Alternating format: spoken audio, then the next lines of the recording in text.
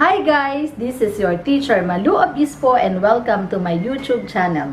Don't forget to subscribe and turn on the notification para updated kayo sa susunod nating written works at performance tasks. At kung may tanong kayo, just comment down below.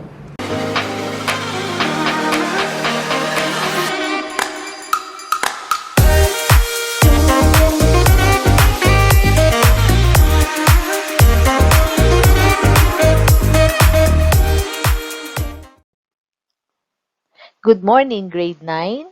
Grade 9 Samaria, Sinai, and Shiloh. This chapter, Cleaning and Maintaining Kitchen Tools, Equipment, and Premises, will serve as an introduction to our topic, Cookery. As mentioned in our subject orientation last time, we are going to gain competencies in the following areas. After this chapter, we are going to discuss appetizers, followed by fundamentals of plating, followed by preparing salads and dressings, and then preparing sandwiches, and then preparing and presenting desserts, and the last one is food packaging.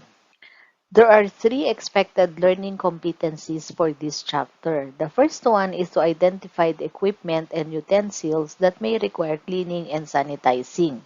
The second one is to identify the types of chemicals used in cleaning and sanitizing tools and equipment. And the third one is to demonstrate how to clean and sanitize kitchen tools and equipment. The kitchen is the working center of the house. It is where the meal preparation takes place. The kitchen is not only used for preparing meals, it is also a place where the family dines, snacks, does homework, and receives friends who drop in. The kitchen has three traditional work centers, and they are the cleaning and pre-preparation center, the mixing center, and the cooking or serving center.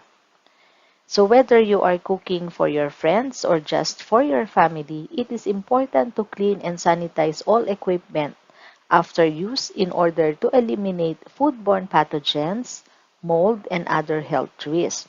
There are two basic steps to this process. First, the equipment must be cleaned, then it must be sanitized. In cleaning kitchen tools and equipment, there are three steps to be followed. One, you have to wash with water and dish detergent. Two, you have to remove the detachable parts, scrub them with warm soapy water and a brush or sponge. And then last, air dry or dry with a clean paper towel. This slide shows the different parts of a kitchen knife. So it has a tip, point, edge, bolster, rivets, and butt. Knives are as different as the ingredient they are about to cut. The difference is the size, the shape of the blade, and the cutting edge. Look at the different examples. We have the peeler, utility knife, steak knife, bread knife, chef's knife, and carving knife. Those who are working inside the kitchen knows that different types of knives have different purposes. Example, we have the all-purpose knife. They are the French or the chef's knife and the utility knife. We also have for delicate and small items. We also have knives for slicing and carving. We have knives for raw meat and fish. Of course, we have for seafoods and for the professional food and beverage workers. We need to keep our knives clean, sharp, and ready for use at all times. Knowing how to care for and maintain our kitchen knives assures their durability, efficient performance, and of course, safe use. In cleaning the kitchen knives, there are 4 points to consider. 1. Keep your knife clean during use. 2. Never leave your knife in the sink or leave food on it to dry. 3. Don't dab knives into a sink of soapy water. And 4. In using a dishcloth, slowly and carefully wipe the blade gently from the top to the sharp edge. Honing helps keep a blade sharp but does not actually sharpen it. When you hone a blade, you are removing nicked parts and recalibrating the angle that the blade had originally. A honing tool is long, rounded steel tool that comes with your knife set called a knife steel. What you are seeing right now is a honing tool. This comes with your knife set and this is what we call knife steel. When honing a kitchen knife, you may use a knife steel or a whetstone. A whetstone has two sides. We have the coarse and the fine grit sides. It is used for sharpening knives. It is important to wash cutting boards before, during, and after food preparation. If not cleaned and maintained properly, they can hold harmful bacteria that can spread food poisoning. Alright, moving on to cleaning, measuring, and mixing tools. There are 3 points to consider. 1. After measuring and mixing ingredients, soak all used mixing bowls, spatulas, measuring spoon and cups, and mixer accessories in a tub of warm water. 2. Add a small amount of dishwashing liquid or detergent to help loosen the stuck food. And 3. Drop soiled items in the soak as soon as you are through using them so it will be easier to wash later on. For cleaning baking tools, we have 4 points. 1. Use mild dish soap and hot water to clean your baking utensils and equipment. 2. Always use parchment paper to line baking sheets before using because the black stains left by baked-in sugar or yung burnt, yung nasunog na sugar, does not scrub off easily. Number 3, some equipment like baking stones, pastry brushes, and wood rolling pins can be cleaned in the dishwasher or can be cleaned with soap and water. Number 4, we need to store baking equipment in a dry cupboard and store baking utensils in a kitchen drawer or utensil holder. There are two ways of washing or cleaning glassware, cutlery, and crockery. One is by using a commercial dishwasher and the other one is by hand washing. Not all cleaning agents can be safely used on food contact surfaces. Examples that should not be used are the following. We have glass cleaners, metal cleaners, tub and tile cleaners. Yung mga TBC or toilet bowl cleaners, hindi natin ginagamit yun dapat sa mga food contact surfaces. We need to read the label carefully. The label should indicate if the product can be used on food contact surfaces.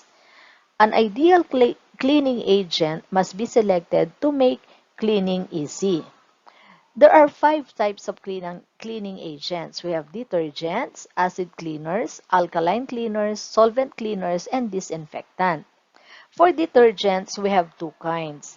When we say soapy detergent, this is made from animal or vegetable fat and may be used as a solid block for washing the skin and washing the clothes.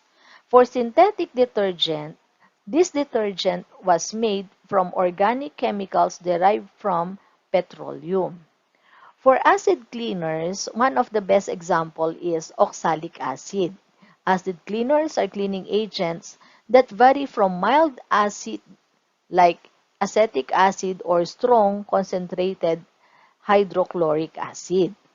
For alkaline cleaners, these are used in laundry and are particularly good for removing grease. Ayan, yung mga ginamit na mga chefs na chef's jacket or apron, ginagamitan natin ng alkaline cleaner. So ano ba ito? Meron tayong sodium carbonate, yung tinatawag nating baking soda or washing soda. It softens the water and remove light grease marks. Bleach or sodium hydrochloride is also an example of alkaline cleaners. Moving on to solvent cleaners, these are used for drying, dry cleaning, and stain removal. An example of these are turpentine, white spirit, and acetone. For number 5, we have disinfectants. These are used in areas where harmful germs are likely to exist. Disinfectants kill harmful bacteria and have a strong smell. So therefore, they should be used in recommended amounts in areas where germ control is required. Sanitizing is the process of reducing the number of microorganisms present on a properly cleaned surface to a safe level. A safe level is defined as 99.99% reduction of the number of disease microorganisms that are of public health importance. Sanitizing is accomplished using either heat, radiation, or chemicals. So, yung sanitizing methods natin, we have three. We have heat, radiation, and chemicals. For heat, there are three methods of using heat to sanitize surfaces. One is by exposing the surface to fire. The second method is by using hot water, and the final and last method is by using hot air that is applied at 180 degrees Fahrenheit for 20 minutes. Number 2 is radiation under the heat. So, we have UV, ultraviolet radiation, can be sanitized, but it is not used in most food service establishment. Its major application is in the packaging areas of food processing facilities. For number 3, we have chemicals. The chemicals that have been proven to be effective at the proper concentration include chlorine, iodine, and quaternary ammonium. Different factors influence the effectiveness of chemical sanitizers. The three factors to consider are the following. We have concentration, temperature, and contact time. Concentration means the presence of an insufficient amount of sanitizing agent will result in an inadequate reduction of microorganisms. So, to make the most out of it, dapat sufficient yung amount ng sanitizer na ginagamit natin. Kung titipirin natin yung concentration, hindi natin ma-achieve yung complete na sanitizing. For number 2, we have temperature. Chemical sanitizers work best at temperatures between 13 degrees Celsius and 49 degrees Celsius, or between 55 degrees Fahrenheit and 120 degrees Fahrenheit. For contact time, for the sanitizer to kill microorganisms, the cleaned item must be in contact with the sanitizer for the recommended length of time. So, either it is heat or approved chemical, dapat alam natin kung ilang oras dapat ma-expose sa sanitizing agent yung item na ating ini-sterilize. For household metals, ang kalaban natin dito ay ang kalawang or what we call rust, R-U-S-T. Rust causes the most damage to flooded household metals, specifically iron. So there are different treatments in removing rust. So depende kung ito ay stainless steel, nickel, copper alloy, nickel, or chrome-plated metals. Iba din ang treatment sa iron pots, pans and utensils, and also another different treatment for aluminum pans and utensils. Example, when we are going to clean stainless steel, we need to wash thoroughly and polish with a fine powdered cleanser. If hardware is broken, so that the base metal is exposed and rusted, wipe it with kerosene. Then, wash and dry the surface, wax after each use to prevent further rusting. There are 4 points that you have to remember when sanitizing floors, benches, table, and food preparation areas, walls, cabinets, counters, and sink. 1. You have to clean spill as soon as they happen to avoid stain or damage. Number 2. Grease, mantika, or sebo. This is a common kitchen mess. It can easily be removed from floors with a combination of ordinary dish soap and water. Number 3. Scrub stuck on food stains with a pad. Do not use wire scoring pad on any flooring type. And last, number 4, collect loose dust by sweeping the kitchen floor daily with a broom or static sweeper and wiping down the countertops, tables, and other surfaces with a cleaning rag. To remove sticky buildup, wipe wipe with a damp cleaning rag and wipe a damp mop over your kitchen floor.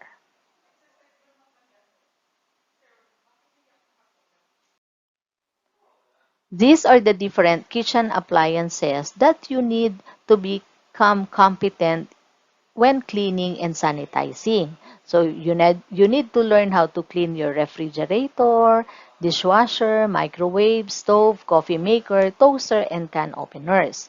So wait for the video to be sent by your teacher through our LMS later.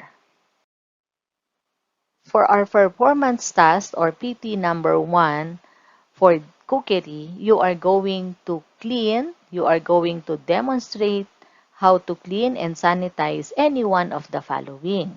You may choose an oven toaster, electric mixer, dishes and other cooking utensils, refrigerator, or kitchen floor. Remember, kitchen appliances should be thoroughly cleaned inside and out at least twice a month to keep dirt and bacteria under control. So remember to open your book and consult the owner's manual or the manufacturer's recommended way to clean your appliances. So you may check the video to be sent by your teacher for further instruction. So moving on, I would like to read a verse from Psalms 119, verses 33 to 34. Just tell me what to do and I will do it, Lord. As long as I live, I'll wholeheartedly obey. So this verse has something to do with obedience. Remember, obedience to God is an expression of our love for our God.